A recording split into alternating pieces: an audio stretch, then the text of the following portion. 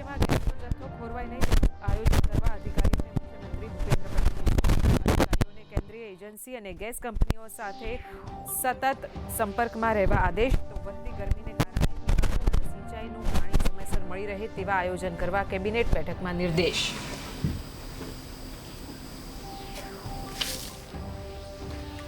જેતલપુર સ્વામિનારાયણ મંદિરને 200 વર્ષ પૂર્ણ થવાના પ્રસંગે યોજાયેલ મહોત્સવમાં મુખ્યમંત્રી રહ્યા ઉપસ્થિત. કહ્યું, સ્વામિનારાયણ સંપ્રદાયનું સામાજિક સમરસતામાં મોટું યોગદાન. સમાજમાંથી કુરિવાજો અને અંધશ્રદ્ધા દૂર કરવાનું મોટું કામ સ્વામિનારાયણ ભગવાને કર્યું.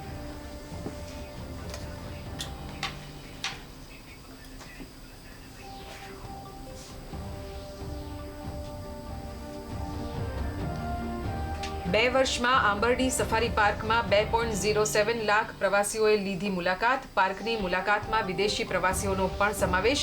પાર્કને રૂપિયા 3.5 કરોડની આવક. વિધાનસભા ગૃહમાં ધારાસભ્ય જેવી કાકડિયાના પ્રશ્ન પર સરકારનો જવાબ.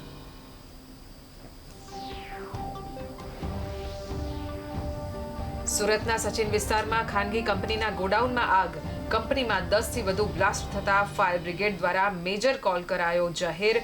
ફાયર વિભાગની 20 થી વધુ ગાડીઓ દ્વારા આગ ઉપર કાબુ મેળવવાના પ્રયત્નો ચાલુ.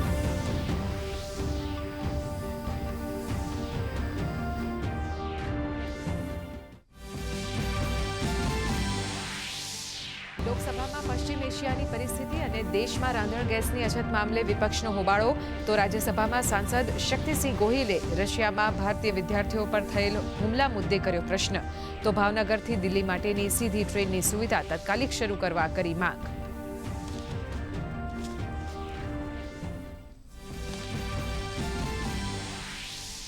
પ્રધાનમંત્રી નરેન્દ્ર મોદીએ કેરળમને રૂપિયા 10,800 કરોડની પરિયોજનાઓની આપી ભેટ. એર્નાકુલમમાં જનમેદનીને કર્યું સંબોધન. કહ્યું, ભારત સોલાર પાવર જનરેશનમાં દુનિયાના ટોપ દેશોમાં સામેલ. તો યુદ્ધમાં ફસાયેલા ભારતીયોની સુરક્ષાને ગણાવી સરકારની પ્રાથમિકતા.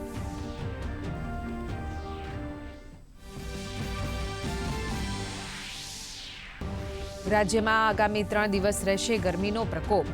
આજે રાજકોટ અને સુરેન્દ્રનગર જિલ્લામાં આગ ઝરતી ગરમીને કારણે રેડ એલર્ટ.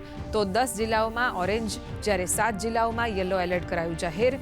તાપમાન 41 ડિગ્રીથી ઉપર પહોંચવાની સંભાવનાને પગલે લોકોને તાપથી બચવા જરૂરી સાવચેતી રાખવા અપાઈ સલાહ.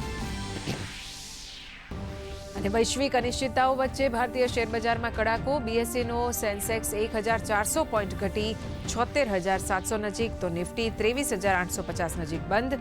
ઓટો શેરોમાં 3%. તો બેન્કિંગમાં 2% ઘટાડો. સોના ચાંદીના ભાવમાં નરમાશ. ડોલર સામે રૂપિયામાં સુધારાની ચાલ.